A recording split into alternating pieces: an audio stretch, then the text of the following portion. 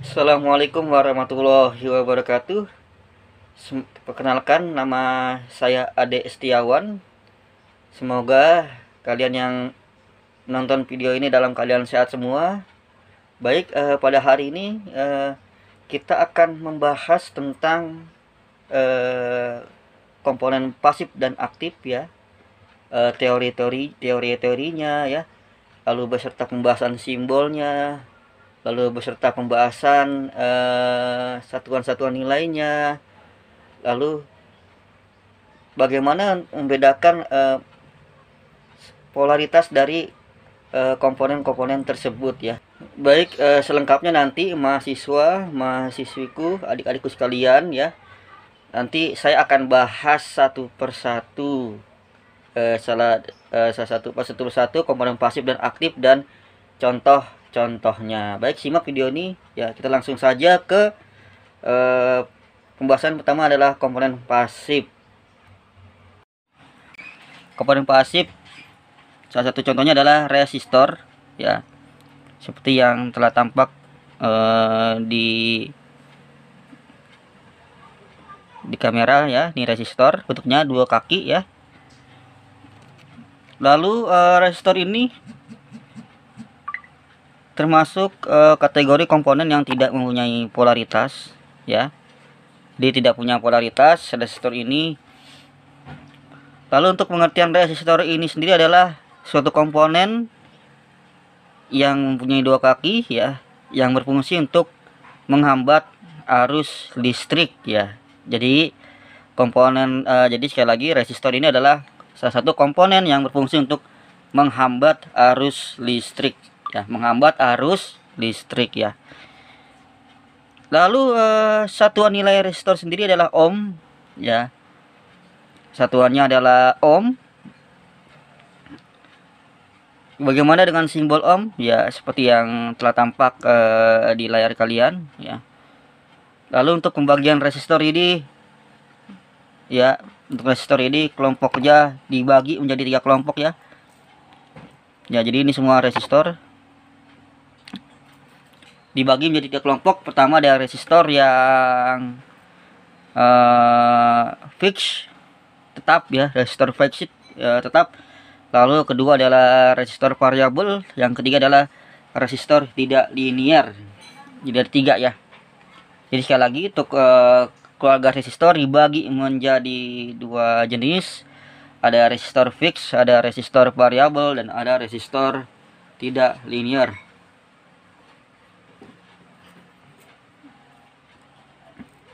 Lalu simbol resistor seperti yang terlihat di bawah, terlihat di layar ya, simbolnya seperti itu ya.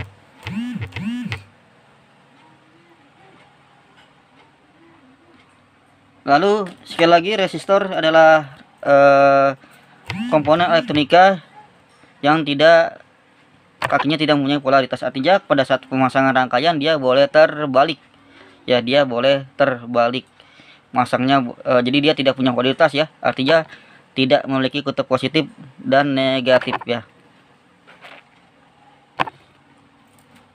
Baik, ini salah satu resistor, semuanya di resistor fix ya.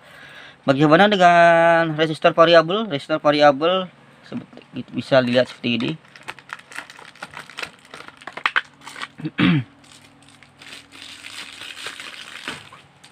Ya, ini adalah resistor variabel ya. Kalau diklasifikasikan jenisnya adalah resistor variabel, tapi ini adalah namanya, kalau nama komponennya adalah potensiometer ya. Ya, beda dengan ini. Yang ini resistor fix. Artinya nilai hambatannya tidak dapat bisa berubah.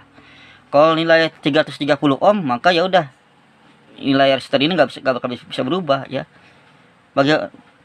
Bagaimana cara mengukur nilainya ya? Mengukur nilainya itu ditentukan dari gelang warnanya, seperti yang kita lihat di sini ya. Resistor ini memiliki gelang warna ya.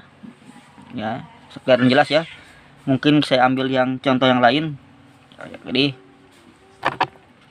nah, itu kita lihat warnanya adalah emas, oranye, merah-merah. Lalu bagaimana emas itu biasanya itu selalu di posisi kanan ya. Jadi kita harus balik begini cara membacanya. Ya, emas, perak itu posisinya harus di sebelah kanan. Ya, jadi kita balik. Maka warnanya kita bisa lihat itu adalah warna merah, merah, oranye, emas ya. Untuk nilainya merah, oranye, emas tertera di layar ya, seperti itu nilainya. Bagaimana cara perhitungannya? Cara perhitungan ini nanti kita bahas di pertemuan selanjutnya ya, di pembahasan khusus, karena pembahasan resistor ini agak panjang ya. Jadi pada hari ini saya akan hanya membahas tentang definisi ya, fungsinya, lalu beserta simbol-simbolnya ya. Sekali lagi, resistor ya tidak punya polaritas, bisa bolak-balik artinya ya, karena dia tidak mengenal kutub positif dan negatif. Bisa kita, jadi kalau di rangkaian kita bisa memasang begini ataupun sebaliknya. Lalu untuk pembacaan nilainya tergantung dari gelang warnanya. Kalau yang resistor fix ya, nih ya, resistor biasa atau fix ya, tergantung dari warnanya. Gelang-gelang warna ini memiliki nilai-nilai tertentu yang sesuai dengan standar pada tabel resistor ya, gitu. Jadi itu tuh resistor fix ya. Oke, kita kelar untuk pembahasan resistor fix. Kita akan ke pembahasan selanjutnya, yaitu untuk pembahasan mengenai kapasitor. Kapasitor ya, kapasitor itu dibagi menjadi dua ya, ada kapasitor polar dan ada kapasitor non polar ya. Kapasitor polar adalah kapasitor yang memiliki polaritas atau memiliki kutub positif dan kutub negatif, itu ya. Itu contohnya, sebentar saya ambil dulu. Nah, contohnya adalah ada di sini. Nah, ini adalah kapasitor polar ya, sebuah. Nah, ini adalah kapasitor polar sebuah nih.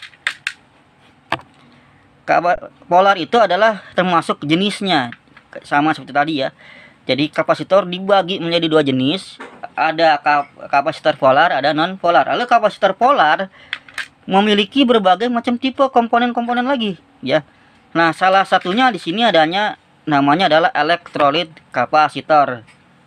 Ya, sekali lagi namanya elektrolit kapasitor, atau yang disingkat dengan ELCO ya, atau elektrolit kondensator ya. Kalau ELCO kan elektrolit kondensator. Jadi kondensator itu adalah nama lain kapasitor. Jadi jangan bingung, kapasitor itu jadi punya nama lain, namanya kondensator ya. Jadi kapasitor sama dengan kondensator ya, itu. Jadi sekali lagi, ini yang ada di video ini jenisnya kapasitor polar ya, tetapi nama komponennya ELCO ya. Nama tipenya adalah ELCO. Jadi jangan sampai salah paham, jangan sampai terbalik. Jenisnya sekali lagi kapasitor polar, artinya adalah kapasitor yang memiliki kutub positif dan negatif, tetapi namanya adalah ELCO atau yang disebut dengan elektrolit kondensator ya. Ini baru ya, kita bisa lihat sini. Lalu bagaimana membedakan yang mana yang plus, mana yang negatif ya? Caranya adalah, pertama-tama mungkin bagi orang awam melihat dari panjang kakinya ya. Jika panjang kakinya paling panjang itu positif, jika pendek negatif ya. Memang teori itu ada benarnya juga ya, tetapi teori seperti itu kalau diterapkan, jika saya gunting kedua kaki ini ya jadi rata ya, sekali lagi saya gunting jadi rata kakinya, maka bingung tuh ya, bedakan antara kutub yang positif dan kutub yang negatif karena sudah rata.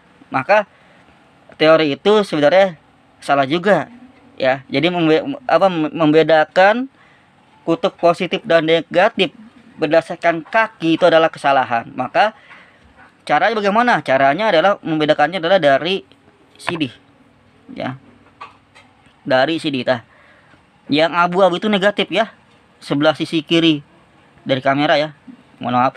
Lalu yang sebelah sananya, sebelah kanan, nah tidak ada semacam garis ya ataupun abu-abu, itu berarti adalah positif ya.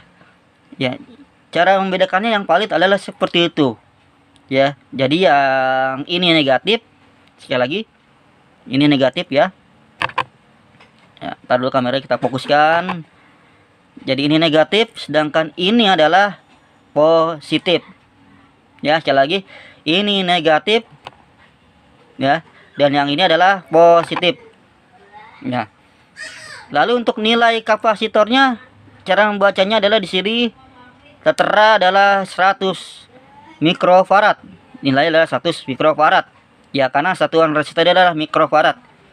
Lalu adalah dengan tegangan batas maksimum 25 volt. Oh ya, saya belum menjelaskan definisi kapasitor. Mohon maaf terlupa ya. Jadi kapasitor ini adalah suatu komponen yang berfungsi untuk menyimpan muatan. Ya, menyimpan muatan ya. Simpel ya.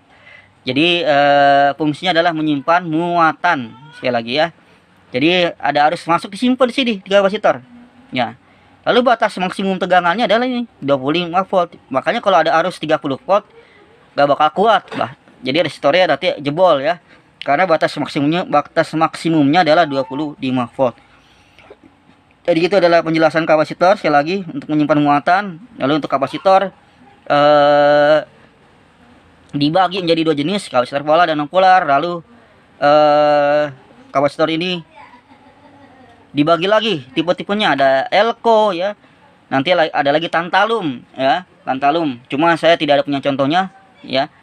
Mungkin kita akan bahas nanti di video selanjutnya kapasitor tantalum ya, bentuknya gimana. Cuma yang hadir di saya ini adalah kapasitor elko ya. Ya gitu ya. Baik, kita akan membahas komponen aktif selanjutnya. Mungkin yang saya bahas dioda terlebih dahulu. Nah, ini adalah dioda. Mungkin kurang jelas ya, kurang jelas ya. Ya, ini dioda. Nah, jadi ini dioda ya. Dioda ini adalah masuk kategori komponen aktif yang berfungsi untuk merubah arus AC menjadi arus DC. Itu dia fungsi dari dioda. Arus AC adalah arus alternating current, arus bolak-balik, atau lebih dikenal dengan arus PLN ya, yang bertegangan tinggi 220 volt ya, volt AC. Lalu sedangkan arus DC adalah direct current ya, artinya arus searah yang berarti adalah seperti baterai ya, seperti aki ya, dan lain-lainnya. Itu adalah arus searah. Cara membedakan arus AC dan arus DC adalah arus AC itu adalah arus yang tidak punya polaritas ya, artinya dia boleh terbalik cara pemasangannya. Sedangkan arus DC adalah arus yang memiliki polaritas, artinya memiliki kutub positif dan kutub negatif ya. Nah, jadi komponen arus dioda ini adalah untuk merubah arus AC menjadi DC ya. Maka dioda ini sangat penting sekali pada di rangkaian power supply atau rangkaian adaptor ya, rangkaian punya arah ya. Karena harus wajib punya komponen dioda. Lalu untuk dioda ini ya, sebelumnya mohon maaf, sepertinya di sini tulisannya terhapus, tulisan dioda ini terhapus. Ya, ini adalah dioda 1 ampere ya. Seharusnya di sini tertera nilai IN 4007 ya. IN 4007. Coba karena ini sudah lama jadi hilang. Intinya adalah dioda ini adalah dioda 1 ampere ya. Lalu bagaimana cara membedakan kutubnya, yang mana kutub positif dan kutub negatif ya. Ini sini agak susah ya, karena ini hampir luntur ya, maka saya ambil yang ini aja. Cara membedakannya adalah kalian lihat di sini.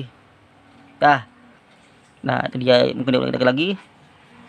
Nah, tampak yang paling kiri ada semacam garis putih dikit ya. Di kirinya ada garis putih ya. Nah, itu adalah negatif. Sedangkan yang sebelah kanan tampak itu warna hitam, tidak ada garis. Maka itu adalah kutub positif. Itu cara membedakannya seperti itu. Simple ya. Jadi yang kiri kita lihat ada garis abu-abu ya, putih keabu-abuan ya. Mohon maaf kameranya kurang fokus. Jaga gitu ya. Putih keabu-abuan, maka itu adalah kutub negatif. Sedangkan yang sebelah kanan polos hitam adalah kutub positif ya. Ini kenapa panjang pendek apa? Ini lebih panjang, ini lebih pendek, ini saya gunting buat jumper ya. Jadi aslinya emang panjang ya kayak gini. Cuma kalau yang ini tampaknya adalah luntur ya.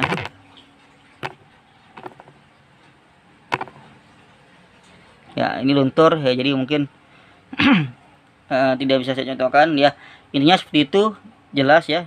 Lalu simbol dioda seperti yang tertera di layar ya. Simbolnya seperti itu ya, simbol dioda.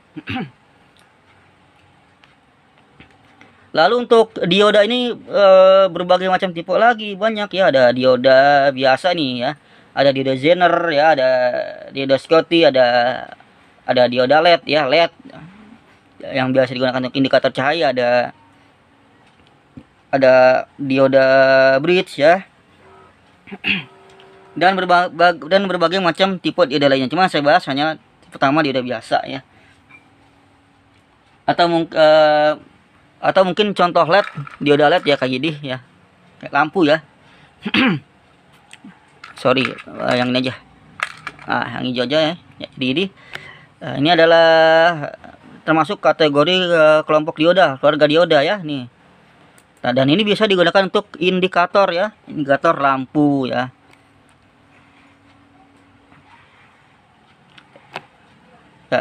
Lalu untuk simbolnya seperti yang di layar ya, seperti itu. Nah, lalu untuk cara membedakan kutub positif dan kutub negatifnya adalah dari lihat tuh. Ada semacam yang lebar, bagian lebar kayak bendera, itu adalah kutub negatif, sedangkan yang bagian kiri kecil ya, coakannya, itu adalah kutub positif. Jadi cara membedakannya berdasarkan yang tampak di dalam dioda itu ya. Sekali lagi, kalau yang kanan itu lebar kayak bendera ya, kayak ada benderanya, itu adalah negatif. Yang sebelah kiri kecil atau adalah positif.